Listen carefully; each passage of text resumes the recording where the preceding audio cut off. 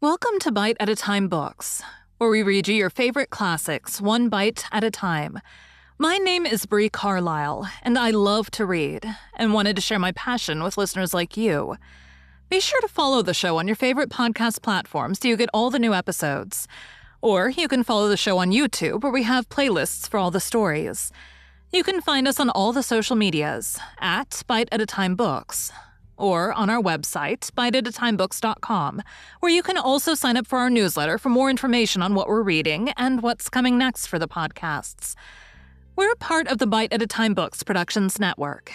If you'd also like to hear what inspired your favorite classic author to write their novels, and what was going on in the world at the time, check out the Bite at a Time Books Behind the Story podcast, Tuesdays, wherever you listen to podcasts. Today we'll be continuing Wuthering Heights by Emily Brontë. Chapter 21. Bite 1. We had sad work with little Kathy that day. She rose in high glee, eager to join her cousin, and such passionate tears and lamentations followed the news of his departure that Edgar himself was obliged to soothe her by affirming he should come back soon. He added, however, if I can get him. And there were no hopes of that. This promise poorly pacified her, but time was more potent. And though still at intervals, she inquired of her father when Linton would return. Before she did see him again, his features had waxed so dim in her memory that she did not recognize him. When I chanced to encounter the housekeeper of Wuthering Heights, in paying business visits to Gimmerton, I used to ask how the young master got on, for he lived almost as secluded as Catherine herself and was never to be seen. I could gather from her that he continued in weak health and was a tiresome inmate. She said Mr. Heathcliff seemed to dislike him ever longer and worse, though he took some trouble to conceal it. He had an antipathy to the sound of his voice, and could not do it all with his sitting in the same room with him many minutes together. There seldom passed much talk between them. Linton learned his lessons and spent his evenings in a small apartment they called the parlor, or else lay in bed all day, for he was constantly getting coughs and colds and aches and pains of some sort. And I never knew such a faint-hearted creature, added the woman, nor one so careful of his sound. He will go on, if I leave the window open a bit late in the evening. Oh, it's killing, a breath of night air, and he must have a fire in the middle of summer, and Joseph's bacca-pipe is poison, and he must always have sweets and dainties, and always milk forever, heeding not how the rest of us are pinched in winter. And there he'll sit, wrapped in his furred cloak, in his chair by the fire, with some toast and water or other slop on the hob to sit at. And if Hareton, for pity, comes to amuse him— Hareton is not bad-natured, though he is rough. They're sure to part, one swearing and the other crying. I believe the master would relish Earnshaw's thrashing him to a mummy if he were not his son, and I'm certain he would be fit to turn him out of doors, if he knew half the nursing he gives his son. But then he won't go into danger of temptation. He never enters the parlor, and should Linton show those ways in the house where he is, he sends him upstairs directly. I divined from this account that utter lack of sympathy had rendered young Heathcliff selfish and disagreeable, if he were not so originally, and my interest in him consequently decayed. Though still I was moved with a sense of grief at his lot, and a wish that he had been left with us. Mr. Edgar encouraged me to gain information. He thought a great deal about him, I fancy, and would have run some risk to see him. And he told me once to ask the housekeeper whether he ever came into the village. She said he had only been twice on horseback accompanying his father, and both times he pretended to be quite knocked up for 3 or 4 days afterwards. That housekeeper left, if I recollect rightly, 2 years after he came, and another, whom I did not know was her successor. She lives there still. Time wore on at the Grange in its former pleasant way, till Miss Cathy reached 16. On the anniversary of her birth, we never manifested any signs of rejoicing, because it was also the anniversary of my late mistress's death. Her father invariably spent that day alone in the library, and walked, at dusk, as far as Gimmerton Kirkyard, where he would frequently prolong his stay beyond midnight. Therefore, Catherine was thrown on her own resources for amusement. This 20th of March was a beautiful spring day, and when her father had retired, my young lady came down dressed for going out and said she asked to have a ramble on the edge of the moor with me. Mr. Linton had given her leave, if we went only a short distance and were back within the hour. "So make haste, Ellen," she cried. "I know where I wish to go, where a colony of moor game are settled. I want to see whether they've made their nests yet." "That must be a good distance up," I answered. "They don't breed on the edge of the moor." "No, it's not," she said. "I've gone very near with Papa." I put on my bonnet and sallied out, thinking nothing more of the matter. She bounded before me and returned to my side, and was off again like a young greyhound. And at first, I found plenty of entertainment in listening to the larks singing far and near, and enjoying the sweet, warm sunshine, and watching her, my pet and my delight, with her golden ringlets flying loose behind, and her bright cheek, as soft and pure in its bloom as a wild rose, and her eyes radiant with cloudless pleasure. She was a happy creature, and an angel in those days. It's a pity she could not be content. "Well," said I, "where are your moor game, Miss Cathy? We should be at them. The Grange Park fence is a great way off now." "Oh, a little further. Only a little further, Ellen," was her answer continually. "Climb to that hillock, past that bank, and by the time you reach the other side, I shall have raised the birds." But there were so many hillocks and banks to climb and pass that at length I began to be weary and told her we must halt and retrace our steps. I shouted to her as she had outstripped me a long way. She either did not hear or did not regard, for she still sprang on, and I was compelled to follow. Finally, she dived into a hollow, and before I came in sight of her again, she was 2 miles near Wuthering Heights in her own home, and I beheld a couple of persons arrest her, one of whom I felt convinced was Mr. Heathcliff himself.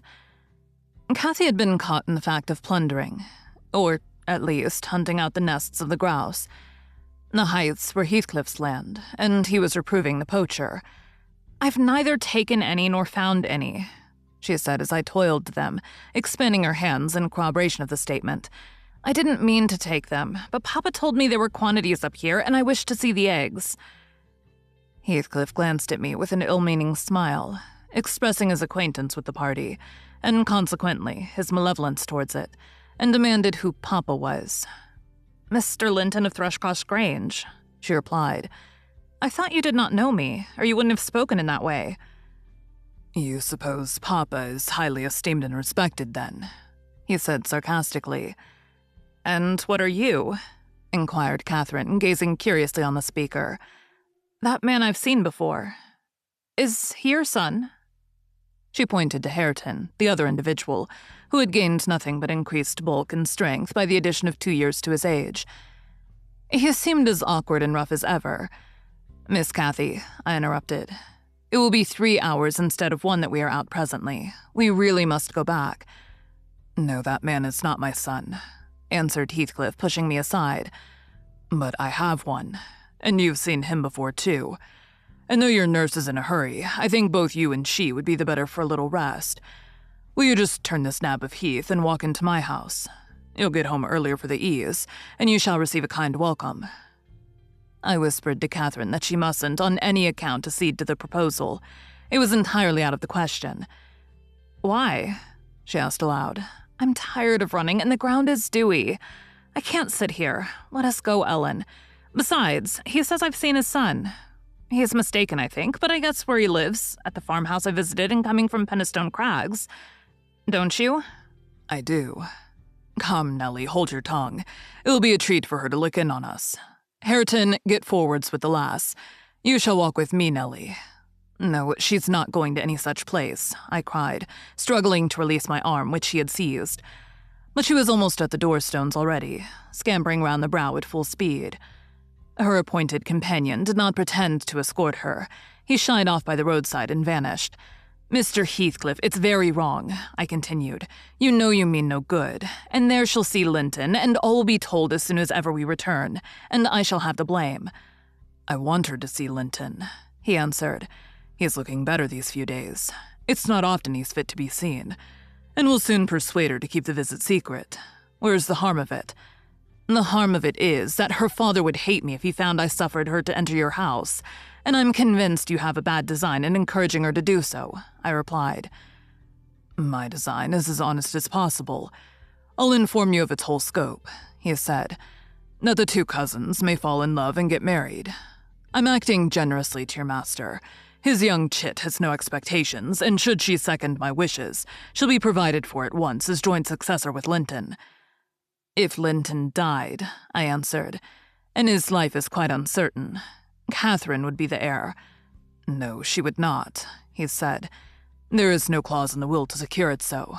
His property would go to me, but to prevent disputes, I desire their union and am resolved to bring it about. And I'm resolved she shall never approach your house with me again," I returned as we reached the gate, where Miss Cathy waited our coming. Heathcliff bade me be quiet, and preceding us up the path, hastened to open the door. My young lady gave him several looks, as if she could not exactly make up her mind what to think of him. But now he smiled when he met her eye, and softened his voice in addressing her, and I was foolish enough to imagine the memory of her mother might disarm him from desiring her injury. Linton stood on the hearth. He had been out walking in the fields, for his cap was on, and he was calling to Joseph to bring him dry shoes. He had grown tall of his age, still wanting some months of 16. His features were pretty yet, and his eye and complexion brighter than I remembered them, though with merely temporary luster borrowed from the salubrious air and genial sun. "Now who is that?" asked Mr. Heathcliff, turning to Cathy. "Can you tell?" "Your son," she said, having doubtfully surveyed first one and then the other. Yes, answered he. "But is this the only time you've beheld him? Think. You have a short memory. Linton, don't you recall your cousin that you used to tease us so with wishing to see?" "What? Linton?" cried Cathy, kindling into joyful surprise at the name. "Is that little Linton? He's taller than I am. Are you Linton?" The youth stepped forward and acknowledged himself. She kissed him fervently, and they gazed with wonder at the change time had wrought in the appearance of each. Catherine had reached her full height. Her figure was both plump and slender, elastic as steel, and her whole aspect sparkling with health and spirits. Linton's looks and movements were very languid, and his form extremely slight. But there was a grace in his manner that mitigated these defects, and rendered him not unpleasing. After exchanging numerous marks of fondness with him, his cousin went to Mr. Heathcliff, who lingered by the door, dividing his attention between the objects inside and those that lay without, pretending, that is, to observe the latter, and really noting the former alone. Thank you for joining Bite at a Time Books today, while we read a bite of one of your favorite classics. Again, my name is Bree Carlile, and I hope you join us tomorrow for the next bite of Wuthering Heights. If you enjoyed our show, be sure to follow us so you get all the new episodes. We would also love for you to drop us a rating on your favorite podcast platform. You can catch us on all the social medias at Bite at a Time Books, or check out our website, biteatatimebooks.com, where you can sign up for our newsletter. Our show is part of the Bite at a Time Books Productions Network. If you would also like to hear about the authors who write the books we read on the show, check out the Bite at a Time Books Behind the Story podcast, wherever you listen to podcasts, or on biteatatimebooksbehindthestory.com.